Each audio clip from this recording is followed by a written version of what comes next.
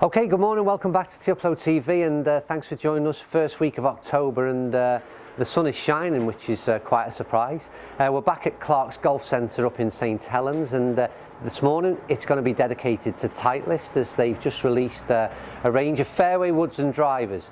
And we're going to get started this morning with the 917 D2. Two driver heads, and this is the more forgiving of the two, so in theory the easier to hit. So we'll see how that performs in the hands of the average golfer. Joey the Tweet will be on the stats. We'll change camera position, and we'll get hitting some balls down this range and see how this new Titleist driver performs. Right, we're in position. Shaft is fitted. Joey's already there. We're back on SkyTrack, so interesting to see what numbers we get out of this new Titleist 917 D2. This is 9.5 degrees aloft, and I've got is a and I don't know how you say this, Al leader, is it?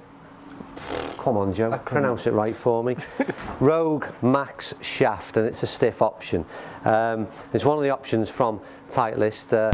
Pretty expensive club, this one. It's going to be sort of top end of the 300 mark, so close to £400 I think when it gets released. But there's plenty of technology in this club that kind of justifies, and to be fair, Titleist is sort of top end, there's no doubt about it, so all their clubs are going to come with a premium price tag. But this one, yeah, it's an expensive driver, all right, but there's plenty of new technology in this as well, in terms of what Titleist have done with the driver.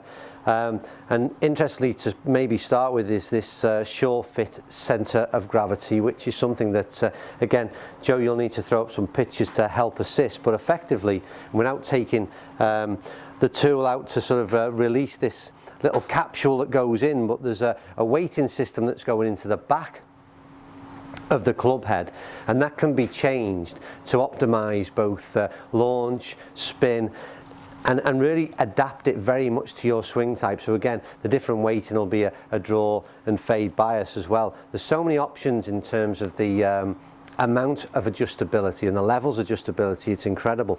In the hosel itself, again, 16 variations in terms of how this club head can be set up.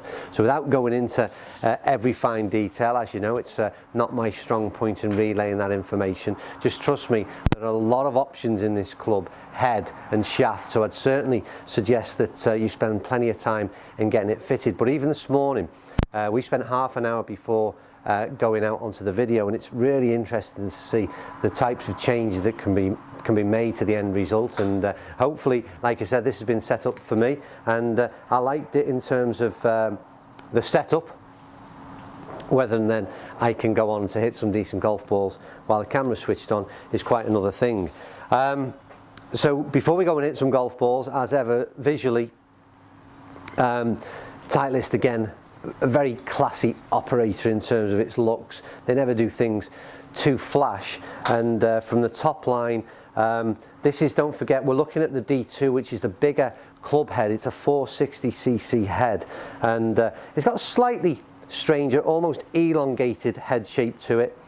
It's a sort of gloss grey finish, and at address, like I said, very, very classy in its looks.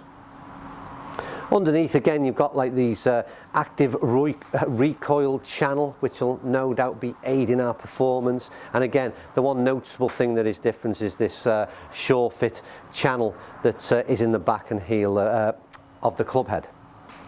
Right.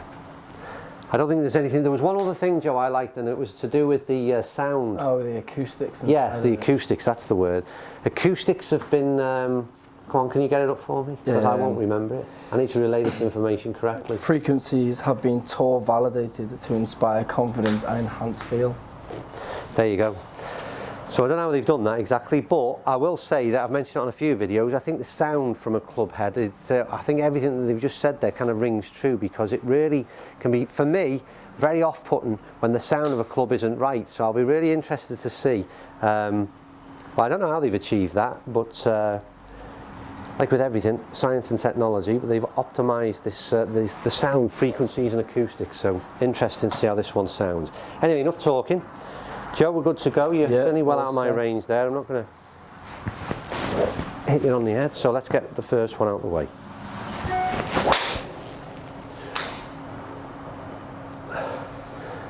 Decent ball, slightly at the bottom. What do we get? Joe, shout out some numbers for me. So the carry was 210. Yeah. The total was 236. 236, and I think that's about right. Now don't forget, let's just run over some figures. I'll let one more, then we'll run over some figures.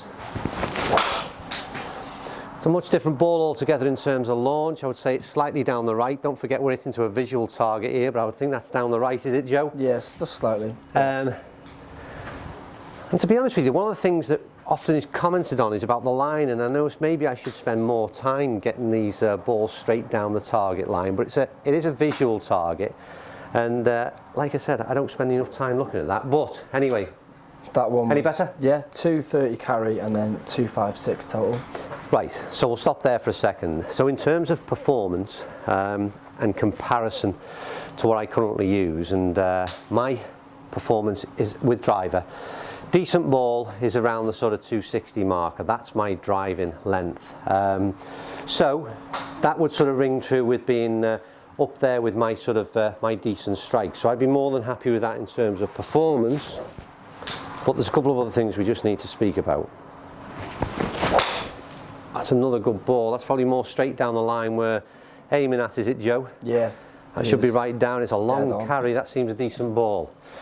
So while Joe's just checking those figures, and I'll be interested to see them, the one thing I will say, and interesting as I glance back there, we've got a lot of markings around the centre of the club head, so that's good to see. And like I said, what I was very pleased that before we went out onto the camera, we spent a lot of time with Kev Murphy, who's an expert club fitter up here at Clark's. He spent a lot of time with us in adjusting this club and getting it right for me, and I really feel comfortable with this club head and shaft. It's very easy to get airborne in terms of, again, that ability to launch. And again, I mean, I was going to say about off-centre hits, because it's a few prizes off-centre and plenty of assistance as well. With these, we've actually hit them from the centre of the club head, which makes a change. But the performance on that one, Joe? Yeah, so 221 carry and then 247 total. Okay, so again, back up around that sort of 250 mark, and I'd be more than happy to be looking at that kind of number if I could consistently get nice performance and more importantly, straight. Oh, there's another one, Joe. Yeah. Loosened up on the last couple, long carry. They seem nice. They're right down the channel of where I'm trying to aim. So I don't know, again, if that rings true with our virtual target, but slightly, just slightly left, but yeah, not as far this one. So 212 and then 239.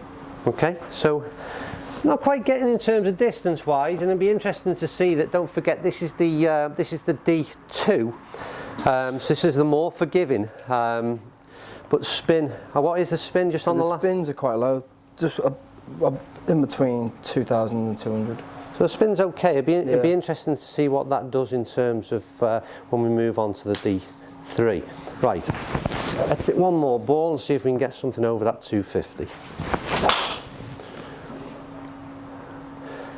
What I'll talk about there, just that's again, it's all different launch. Oh, Joe, that's a long way, isn't it? Yeah, is it the fence? Always waiting for numbers to feed back to us. So the carry was 226. Yeah.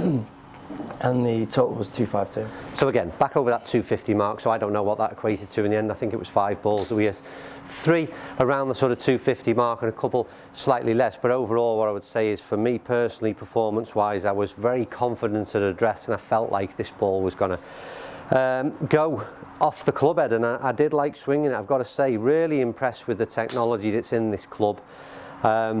I'm really impressed really with the adjustability and that ability to sort of dial into your exact swing type, and I think that that's the important thing, and what Titleist have done very, very well here.